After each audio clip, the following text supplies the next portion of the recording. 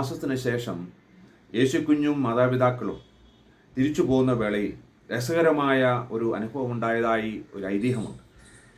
അവർക്ക് അറേബ്യൻ മണനാരത്തിൽ കൂടെ വളരെ ദൂരം സഞ്ചരിക്കേണ്ടതായിട്ടുണ്ടായിരുന്നു. കുറേ ദൂരം സഞ്ചരിച്ചപ്പോൾ അവർക്ക് മുന്നോട്ട് പോകേണ്ട വഴി നിശ്ചയമില്ലാതായി തീർന്നു. ചുറ്റും മണൽക്കാടുകൾ മാത്രം. ഒരു കവലയെത്തി അവർ ഒരു ചെറുപ്പക്കാരനോട് വഴി ചോദിച്ചു. അയാൾ മറുപടി ഒന്നും പറഞ്ഞില്ലെങ്കിലും കോപം കൊണ്ട് നെറ്റി ചുളിച്ച് അവിടുന്ന് കടന്നുപോയി.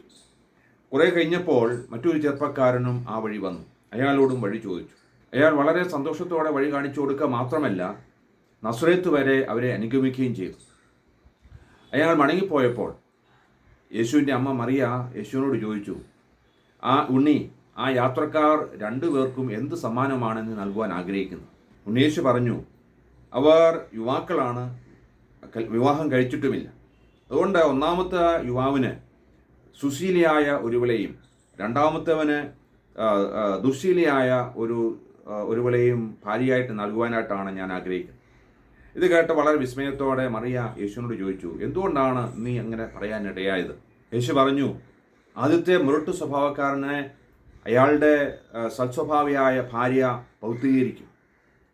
രണ്ടാമത്തെ മനുഷ്യൻ മര്യാദക്കാരനാണല്ലോ, അയാളുടെ ആ മധുര സ്വഭാവം കൊണ്ട് ദുസ്വഭാവിയായ അയാളുടെ ഭാര്യയും പവിത്രീകരിക്കപ്പെടും. ഈ പറഞ്ഞ കഥ ഒരു ഐതിഹ്യമാണെങ്കിലും തിന്മ നിറഞ്ഞ ലോകത്ത് നന്മയാൽ തിന്മയെ ജയിക്കണമെന്നുള്ളതാണ് ഓരോ മനുഷ്യനെക്കുറിച്ചും ദൈവം ആഗ്രഹിക്കുന്നു. കർത്താവായ യേശുക്രിസ്തു ഈ ലോകത്തിലേക്ക് വന്നതും അതുകൊണ്ടാണ്. ദൈവം ഈ ലോകത്തുള്ള സകല ജനത്തെ സ്നേഹിക്കുന്നു. ഒരു വ്യക്തി പോലും തിന്മ ചെയ്ത് നിത്യ നരകത്തിലേക്ക് പോകുവാൻ അല്ലെങ്കിൽ നിത്യ നാശത്തിലേക്ക് പോകുവാൻ ഇടയാകരുത്. അതുകൊണ്ടാണ് ദൈവം തൻ്റെ ഏകജാതനായ പുത്രനെ ഈ ലോകത്തിലേക്ക് അയച്ചത്.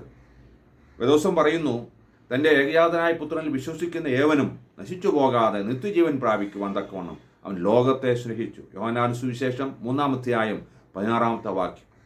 പ്രിയമുള്ളവരെ, നാം ഇപ്പോൾ ക്രിസ്മസ് ആഘോഷിക്കുന്നു. തുടർന്ന് നാം പുതുവർഷത്തിലേക്ക് പ്രവേശിക്കുകയാണ്. നന്മയാൽ തിന്മയെ ജയിക്കുവാൻ നമുക്ക് സാധിക്കട്ടെ. ഒരു പുതുവത്സരം ക്രിസ്തുവിൻ്റെ കൂടെ ഒരു ജയത്തിൻ്റെ വർഷമായി തീരുവാൻ ഇടയാക്കട്ടെ. എല്ലാവർക്കും അനുഗ്രഹമായ ക്രിസ്മസും നന്മ നിറഞ്ഞ പുതുവർഷവും ആശംസിച്ചുകൊണ്ട് എൻ്റെ വാക്കുകൾ ഉപസംഹരിക്കുന്നു. എല്ലാവരെയും ദൈവം അനുഗ്രഹിക്കട്ടെ.